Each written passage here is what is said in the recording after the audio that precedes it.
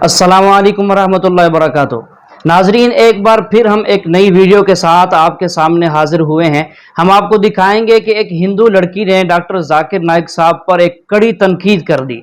वो कहती है कि ये दो कौड़ी का आदमी है, इसकी क्या औकात है कि ये भरी स्टेज पर खड़ा हो जाता है और हिंदुओं को इस्लाम की दावत देता है और मुसलमान करता चला जाता है। और साथ में ये कहती है कि ये डॉक्टर जाकिर नाइक जो है हमारे श्री कृष्ण के ऊपर क्यों सवाल और एतराज़ उठाता है। तो आइए आप इसका ये तबसरा देखिए और इस पर डॉक्टर जाकिर नाइक साहब क्या कहते हैं वो भी सुनते हैं। मैं एक बात क्लियर बोल रही हूँ, एकदम साफ सुथरे शब्द में, मुसलमान बुरे नहीं, इस्लाम बुरा। क्यों? वो कुरान के अनुसार चलते हैं। कुरान में लिखा हुआ बात गलत होता है। कुरान में अगर लिखा है कि काफिरों को अगर ये बात है तो भाई वो मारेंगे। क्यों? वो तो दबके रह रहे हैं ना। मियाँ का बच्चा कोई ना अच्छा, जो अच्छा वो हिंदू का बच्चा। बात क्लियर है भाई। मियाँ का बच्चा अच्छा ही नहीं हो सकता। एकदम साफ बात है। बात से तो हम सहमत नहीं करते आप। ये फिर अगर आप सहमत नहीं करते तो फिर आपको भी जरूरत है भाई। हमें अपना धर्म पढ़ने की। जो हम अपने धर्म को जिसने नहीं पढ़ा वही हमारे खिलाफ होगा।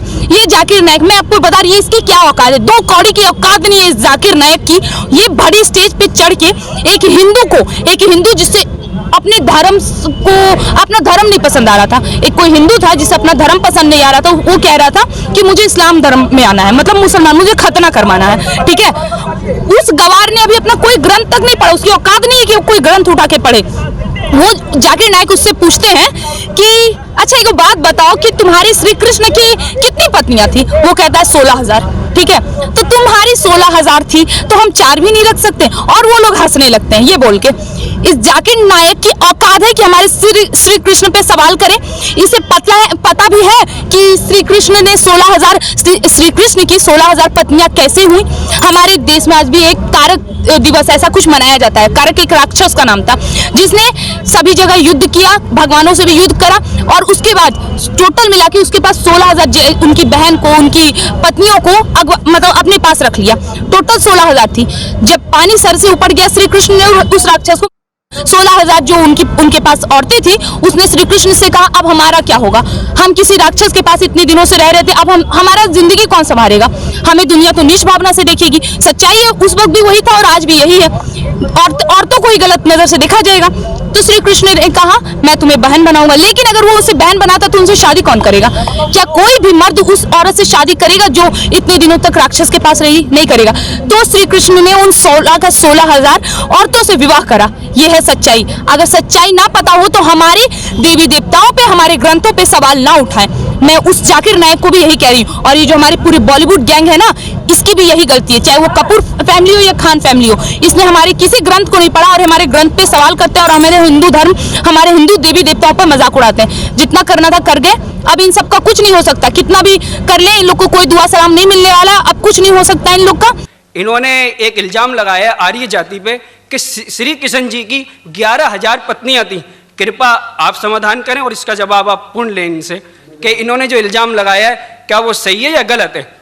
जवाब के लिए इंशाल्लाह मैं हाजिर हूँ। इधर सवाल मुझसे पूछा जाएगा इंशाल्लाह। शंकराचार्य अगर चाहते मैं जवाब के बाद इजाफा करना चाहते मैं उन्हें दे दूंगा इंशाल्लाह। मैं भी तालिब इल्म हूँ अल्हम्दुलिल्लाह। सिर्फ कुरान का नहीं, वेद का भी, महाभारत, रामायण इंशाल्लाह। पहले आपका सवाल दूंगा इंशाल्लाह और बाकी जो शंकराचार्य ने कहा उसका भी जवाब दूंगा।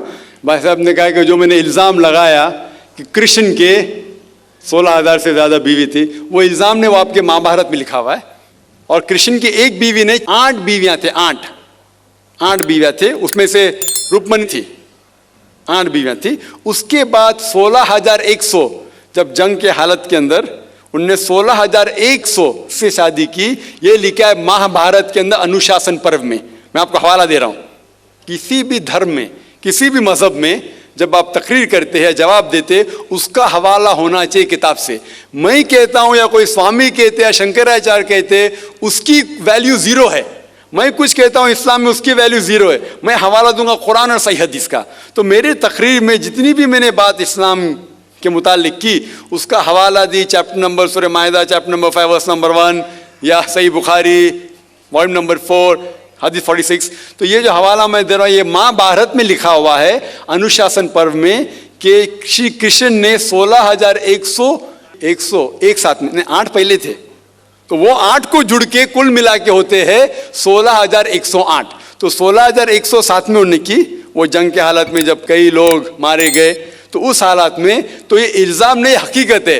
अगर आप समझते ये गलत है तो आपको महाभारत में नहीं मानना चाहिए। और जो लोग ने अभी तकरीर की, मेरी तकरीर के बाद माशाअल्लाह जब शंकराचार्य ने कहा, ये देखें डॉक्टर जाकिर नाइक साहब जो अपनी बात कर रहे हैं उसका हवाला उन्हीं की महाभारत से दे रहे हैं। वो जो लड़की शुरू में एक तबसरा कर रही थी, एतराज़ कर रही थी, हकीकत तो ये है कि उसने अपनी किताब महाभारत को पढ़ा ही नहीं है। और शुरू किया उन्होंने पूरी तकरीर में एक अरबी की आयत की तिलावत की, आयत या अरबी बोलें कलमे की तिलावत की, और एक संस्कृत की तिलावत की।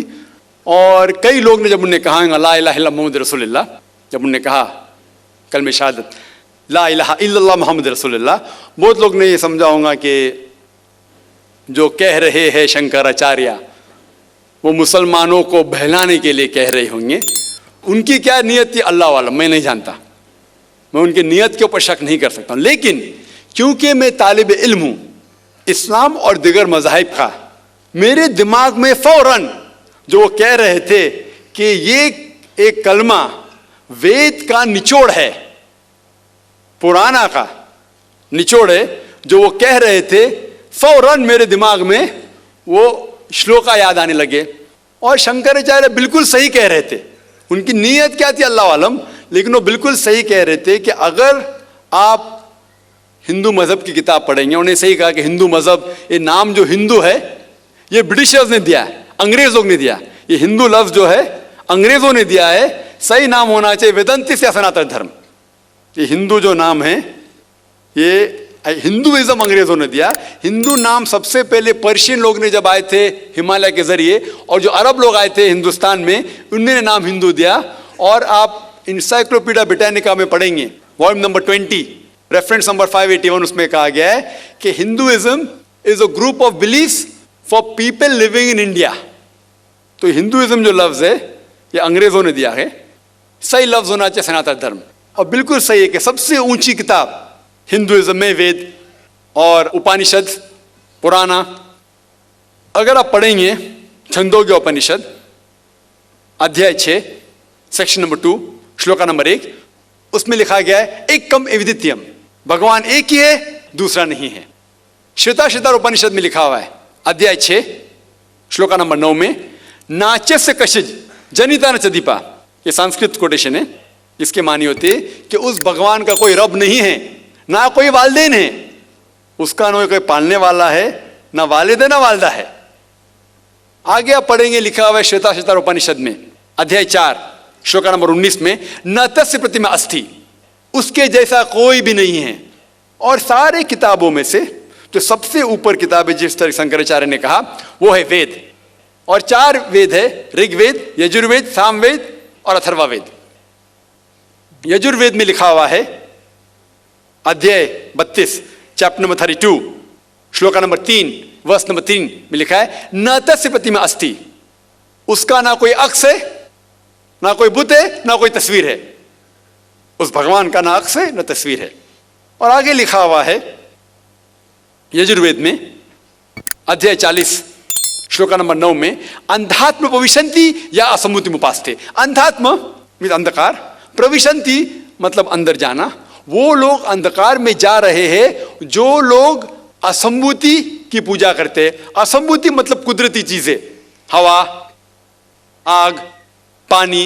जो लोग कुदरती चीजें की पूजा करते हैं वो अंधकार में जा रहे हैं। और आगे श्लोका कहता है कि वो लोग और गहरे अंधकार में जा रहे हैं जो लोग संभूति की पूजा करते हैं। संभूति मतलब बनाई हुई चीजें, मतलब टेबल, चेयर, गाड़ी, बुत, ये जो बनाई हुई चीजें हैं उसकी अगर पूजा कर रहे हैं तो और अंधकार में जा रहे हैं। और आप पढ़ेंगे ऋग्वेद, चारों वेदों से सबसे ऊंचा वेद है ऋग्वेद। ऋग्वेद में लिखा हुआ है जिल्द नंबर 1 बुक नंबर 1 किताब number 1 him number 164 shloka number 46, एकम सत विप्र बहुधा वदान्ते, जिसके मानी है सच एक है, सच्चाई एक है, भगवान एक है। और संत लोग भगवान को मुख्तलिफ नामों से पुकारते हैं लेकिन भगवान एक है। और जो उनने संस्कृत में श्लोक पढ़ी वो आदि श्लोक थी, पूरी श्लोक में पढ़ूंगा इंशाअल्लाह। वो श्लोक जो उन्होंने पढ़ी वो ब्रह्म सूत्र है, हिंदुइज्म के ब्रह्म सूत्र है।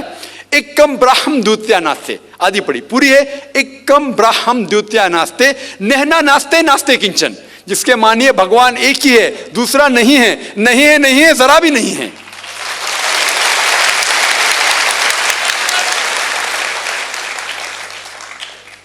ये पूरा ब्रह्म सूत्र है, वक्त की किल्लत की वजह से उन्हें आधा पढ़ा, और मुझे ऐसा लग रहा था जैसे कि उनने मेरी एक तकरीर सुनी जिसका मौजू है similarities between Hinduism and Islam, Hinduism और इस्लाम में यकसानियत। ये हो गया पहले पाठ कलमा का, ला इलाहा इल्लल्लाह, ना कोई माबूद है अल्लाह के सिवा। अभी दूसरे पाठ है मोहम्मद सल्लल्लाहु अलैहि वसल्लम, मोहम्मद रसूलुल्लाह, मोहम्मद सल्लल्लाहु अलैहि वसल्लम रसूल है। और अगर आप पढ़ेंगे, इसके ऊपर एक तकरीर में दी है, सिर्फ मोहम्मद सल्लल्लाहु अलैहि वसल्लम के बारे में जिक्र दीगर मज़ाहिब की किताबों में, खुसूसन हिंदुइज्म के। और अगर आप पढ़ेंगे, पुराना का जिक्र किया उन्होंने, भविष्य पुराना में पर्व 3 खंड 3 अध्याय 3 श्लोकास 5 to 8, उसमें लिखा हुआ है कि एक मलेच्छा आएगा, मलेच्छा मतलब फॉरेनर, बाहर का कोई शख्स आएगा, उसका नाम होगा मोहम्मद। वो अपने साथियों के साथ आएगा, जिसका मतलब साहबियों के साथ, और वो लोग को सही दिशा दिखाएगा, और राजा भोज उनको इज्जत देंगे। आगे पढ़ेंगे आप भविष्य पुराना पर्व 3 खंड 3 अध्याय 3 श्लोका 10 से लेके 27 तक, उसमें लिखा हुआ है कि ये शख्स आर्य धर्म को फैलाएगा, सच्चा धर्म को फैलाएगा, और इस शख्स के मानने वाले दाढ़ी उगाएंगे, सिर पे शेंडी नहीं रखेंगे, लोग को नमाज के लिए बुलाएंगे, एक इनकिलाब दुनिया में लेके आएंगे, गोश्त खाएंगे लेकिन सूअर का गोश्त नहीं खाएंगे, और ये सच्चाई फैलाएंगे, उनका नाम है मुसलमान। ऐसे कई मोहम्मद सल्लल्लाहु अलैहि वसल्लम का जिक्र भविष्य पुराना में है, ऋग्वेद में है, सामवेद में है, अथर्ववेद में है, और खुसूसन अगर आप पढ़ेंगे पुराना में भी है, जिसका नाम है कल की पुराना। और कल की पुराना अगर आप पढ़ेंगे अध्याय 2 chapter number 2 verse number 4, 5, 7, 11 and 15, जिसका भागवत पुराना में भी जिक्र है, volume number 2 verse number 18 to 25, 18 से 25 तक, जिसमें कल की पुराना का जिक्र है। कल युग में एक शख्स आएंगे जिसका नाम है कल की, उनके वालिदा का नाम है सुमति और वालिद का नाम है विष्णु यास।